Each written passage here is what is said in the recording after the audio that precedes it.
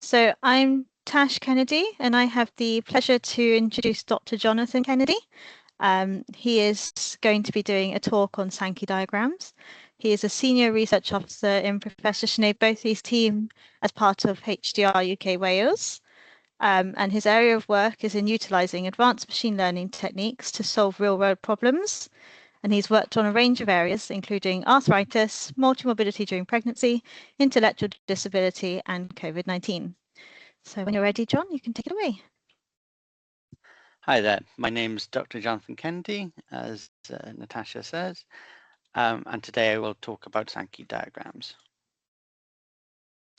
So what are Sankey diagrams? So you may well not know the name of them, but you've probably seen them. They're used quite a lot, especially in politics, when there's saying like originally people voted for these parties and then they voted for these parties. You can see like how many people are changing their opinions and stuff. It's also very good for seeing like the flow of information into different categories. This is just a made up example where we can see like, how money is spent in various sources. So you can see how things are like relatively to each other and where they're flowing to.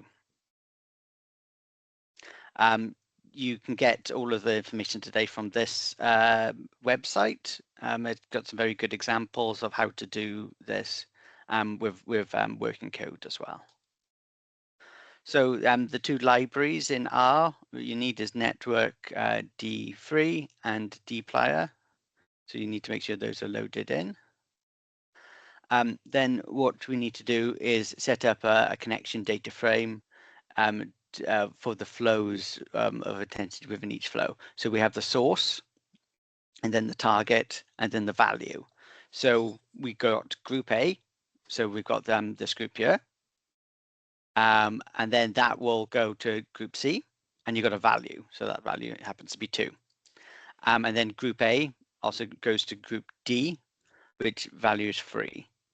So you can see that those ones are different, so slightly bigger here, going to group D. And you can do this then for like group C goes to group F, and value is 2. So it's like C to F, and it will lay it out how it runs then. When you run it as well, when you've got the thing, you can like hover over it, and it will highlight where things are. So if you like highlight in, you can see how it connects together, or that one, or just individual ones. Okay, so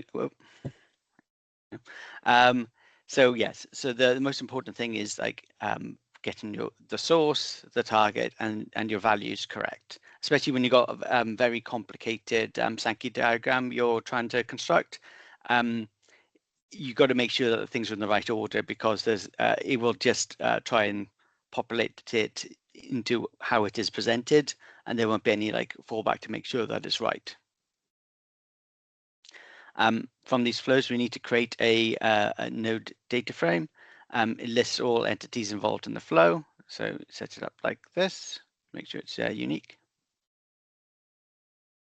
With network D3, connection must be provided utilizing ID, not using real name like in the links data frame, which is previously. So we need to reformat it so it can be understood. And then you've got to make the network. So set the Sankey network and set it up. We're telling it all of the different things. And then when we run that, we will get this.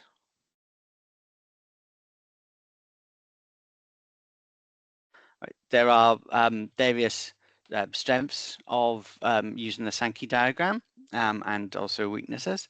So with the strengths, it's very good at showing the proportion of how the data is presented, and it's flexible. You can make it how you want it to look. Also, it's very good for showing like the narrative of what you're trying to show. So that, from like this very complicated thing, you can see like, yes, like some things like nuclear or like oil imports are like less, or like wind is less for these made up numbers. So you can show like a strong narrative of what you're trying to show and where it's going to. So actually you can make it look as complicated or simple as you want.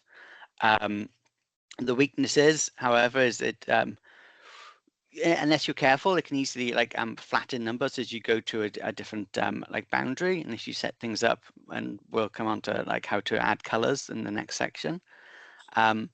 It's not, when you're looking at it, you're not seeing the exact numbers in here, you're just seeing like the proportions really. So it's, you're not seeing like a fully accurate thing, and like some slight differences can be easily missed, especially, you know, if we're looking here at things like, because of the scale of it, things like geothermal, hydro, the tidal and wave all look kind of similar. But, you know, if we just had a Sankey diagram of these, you would probably see like, you know, like wave is probably like considerably bigger than the other ones, but that is missed from the overall picture because it's of the scale of it. Also, it gets very complicated, and you've got to be very careful about like what kind of things you're trying to do. So I would usually do like less is more. You don't want to have too many layers because it gets very confusing about what you're trying to do. Questions at this stage before I go on to discuss colors?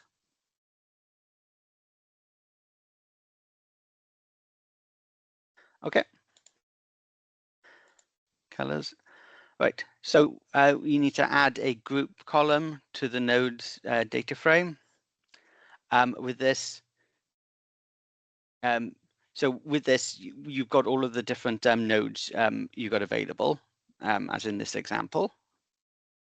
And if you want to color them different things, you need to label them. So we would have essentially like the group A to C and A to D and B to E been the same type, and then the other ones would be the other type. But you could have this all individual colors. You could have it as like these two or those two, or however you want to do it. So you add a group column to each node. Here I decide to put all of them in the same group to make them gray. That's right, in my unique group. I can make the nodes a different color if you want, which we set up in the next stage. Then you need to, for the individual things, we've got in this case like type A, type B, and my unique group as different colors. You can use the hex code or the named code for them. And then you do this to make the network. I will just run that to show you. And zoom. So with this, then we've got like a teal color for these three, which are type A, and then the blue color for these three, which are type B, as shown here. I will also run a more complicated one.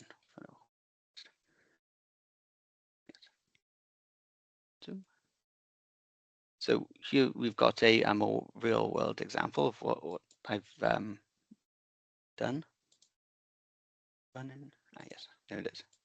Okay, so here, like I mentioned previously, there can be problems with things being flattened out, and the colors can help with that. So we've got people in, so we're looking at people involved in violence, and what whimmed they were, and what age they were, and if they were involved, if they had substance abuse in their history. So with this, we can see how many people end up in the different categories, and you can color these differently. So this way you can still see how many from, even though it all goes into the substance one, because I've colored WIMD 1 as red, WIMD 2 to 3 as yellow, and 4 to 5 as green, we can still see how it's connected through here. So we can see there's a higher proportion in the WIMD 1 compared to like WIMD 4 and 5 by using the colors. When if you just had the gray, you wouldn't be able to distinguish the difference there between them.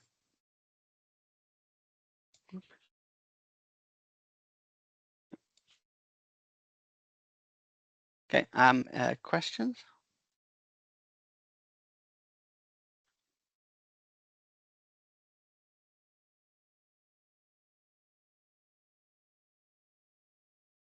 Ting? Sorry, I'm not sure whether I should ask it here or at the end of the presentation. I just want to know, is it possible to create traceable Sankey? I think that's one of the things that we have been struggling with. Yeah. When you say traceable, can you define what you mean there, just so I Yeah. understand? So yeah, of course. Of course. So the traceable Sankey is basically between nodes. Because, for example, the simplest example would be a 3-node Sankey diagram. Yeah. And then would we be able to trace from the node A to node B and then to node C? Because I know at the moment the node A and B is separated. For example, Yeah. So you can't really say, okay, is any, for example, the red in the middle column, the red goes to the C, from B to C, there's a red.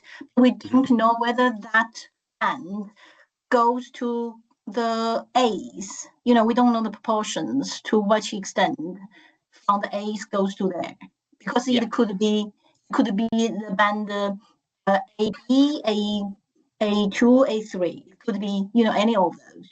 Yeah. Right. How I've done it for here, I've done the separate bands as separate entities. So there is a band going from WIMD 1 to under 30, a band going from WIMD 1 to 30 plus, and then I've got a band which is under 30 and substance going to here initially and then going on to here. And then I've got a separate band going from WIMD 1 to substance and then going into 30 plus. So Okay. that's how I've distinguished it. And by coloring them, then you can see, like these are separate like flows, these two. So that one represents this one. Right. Okay. And then this one is this one going down here. So the second red band, it was split. These two are separate ones, and they are so essentially I've got a WIMD 1 and under 30 band and a WIMD 1 over 30 band going into substance, because both of them experience substance in their history. Okay. But then, okay. So from this graph, the leading band, the red one, is not matching to that one. So, yeah. But you were saying they are all there. So so across here, so this one, and like all of these ones are all are in WIMD 1. Right. And within WIMD 1, we've got ones who don't have I assume you can see my cursor. Otherwise, yeah, great. So the ones at the top are in WIMD 1, so most deprived, and have experienced violence under 30, between 0 and 30. The ones in this category are WIMD 1, so most deprived, and experience 30 plus. And then we've got these two other ones, which is under 30 and then over 30, which are separated. So we've put them into the substance, so it's easier to read going in. And I've done the same for WIM 2 and 3 and 4 and 5. I categorized them in this way to ensure that there weren't overly low numbers go into any of the things, so it wasn't disclosive. But it does get, if you had a more complicated thing with like multiple layers and stuff, it does become like harder to make sure that you don't have certain sections of it which are very low numbers. And also it just becomes, with some of the previous ones I showed, it gets much it gets very complicated very quickly. So something like this is is going to be a bit of a, and also like you lose a lot of, with something like this, you'd probably, if I was to do something like this, I'd probably look at agglomerating some of these things more together. So you like probably put in similar, this happens to be like, where they're getting energy from or something. So, I would probably want to categorize things more together, so it's more abstracted. Because like you're not really getting much impact from like these different ones, apart from seeing they're very small. Yeah.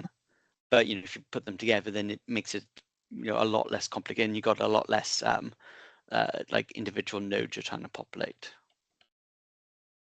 Is it my understanding correctly when you make that distinguish that little red band on top and the big red band on below, like they almost group together? Is I understand correctly that you literally have to go backwards from the second node to make sure that's different from the rest of the red band? Yes. So I've got so first, like with this one, it's WIMD category 1 going to under 30. Then I got WIMD category 1 going to over 30, and the different combinations. So if we just stick with WIMD, then I got WIMD 1 going to substance, and then WIMD 1 going to substance. But this one I know also will then be from substance there to like under 30, and then substance here to over 30, and they have corresponding values here. Oh, right. Yeah. Okay.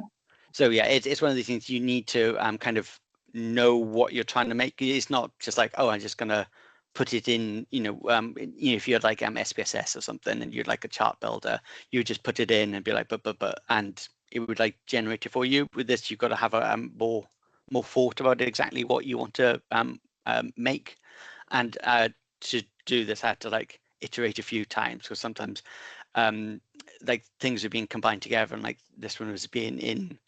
I intentionally made it so like initially it goes to substance and then substance into here to force this one into the center.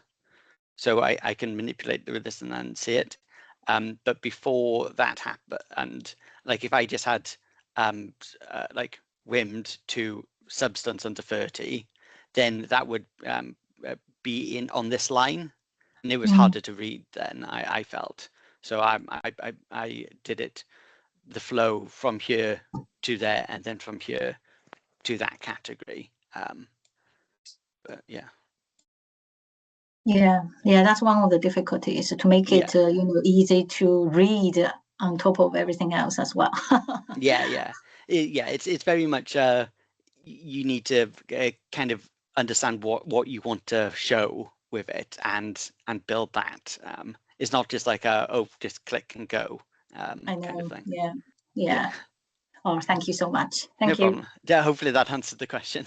Yeah, thank you. Yeah, and with this kind of thing, I've got this one's just for like general population, but if you had like subpopulations, then it can be quite useful just to, for this context, like looking at substance, like how big the substance band like is different, because like essentially the axis is the same as, is all in proportion to each other. So if this is smaller in a population, then substance probably is less of an issue in this particular instance. But if it's larger, then it's going to be more of an issue in that subpopulation compared to the general population, just like looking at it proportionally. Thank you.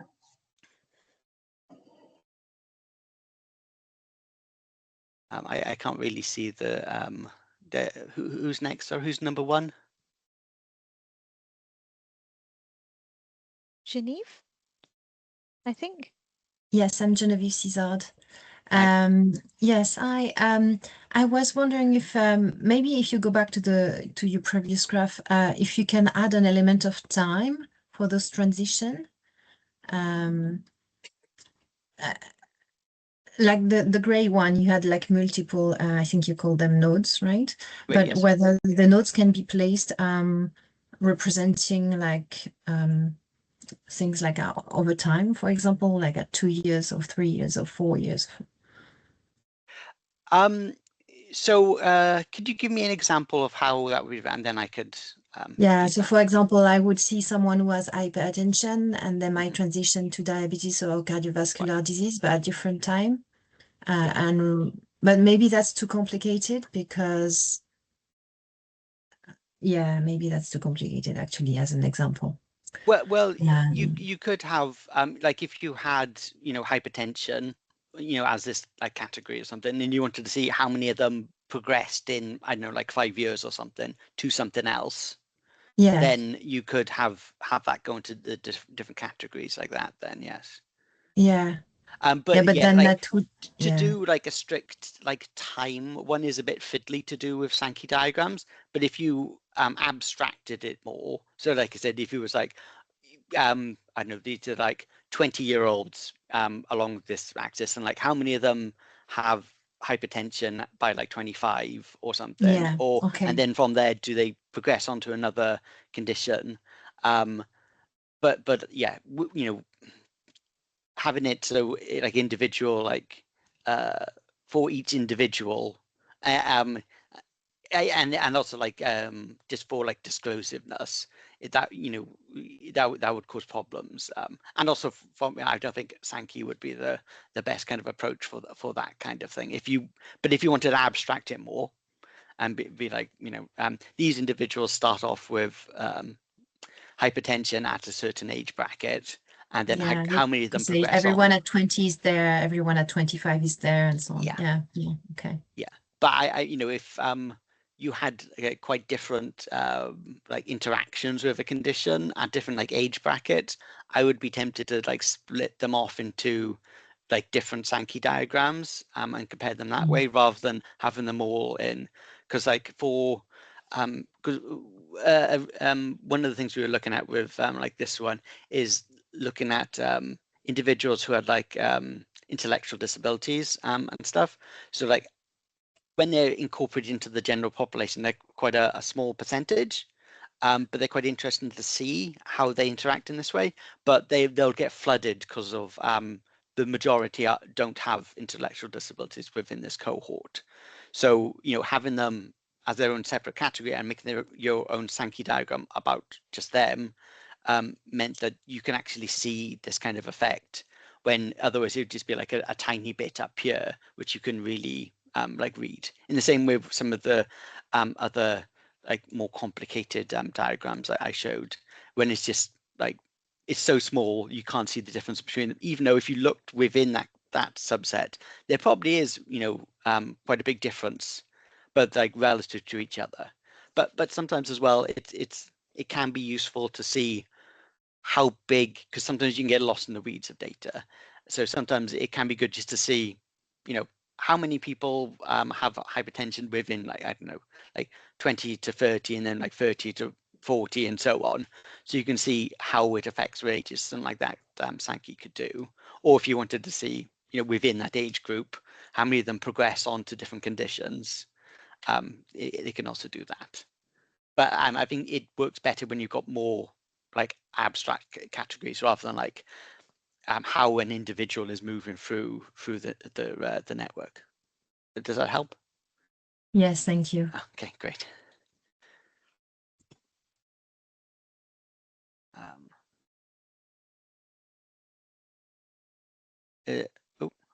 Dob?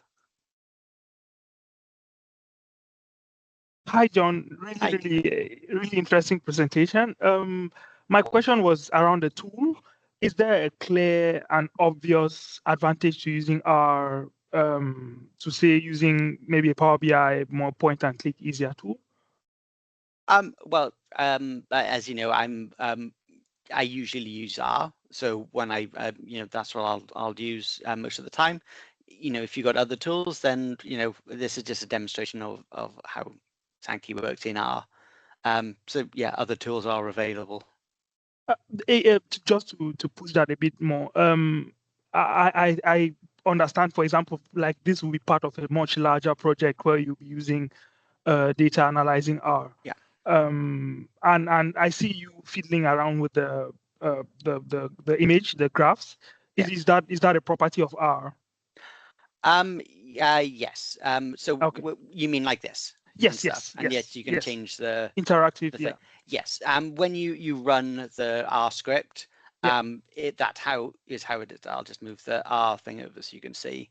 You know, it will come in the viewer like this, and yeah, you can move it around like that as part of the standard thing in the library. Oh, okay. Okay. Thank you very much. Yeah, no problem.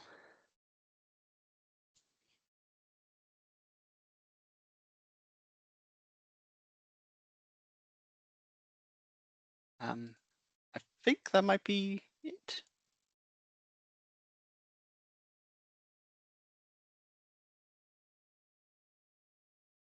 Yeah. Are there any more questions, or is that the end of the presentation? Yeah, essentially. Yeah. Okay. Yes, I just wanted to ask whether your slides would be shared. I'm happy to share them if I'm happy to share them. Oh, Sarah? Oh, Sarah. We'll also have a recording of this available on the HDR UK Wales website, so you'll be able to revisit the slides that way, and also, you know, the questions and discussion at the end, which have been really helpful.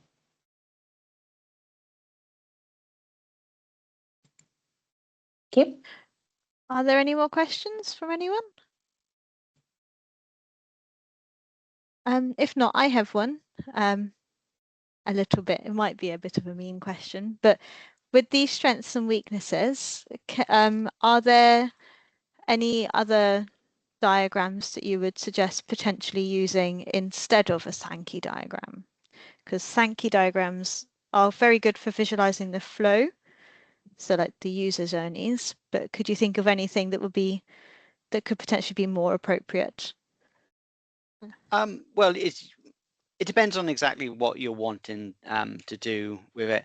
But like I said previously, if you wanted to see something like this, which is quite a complicated thing, probably be more appropriate to, even just, I would usually start with something simple, just like a normal, like a bar chart or something, and just say like, how do these things like stack up to each other and stuff.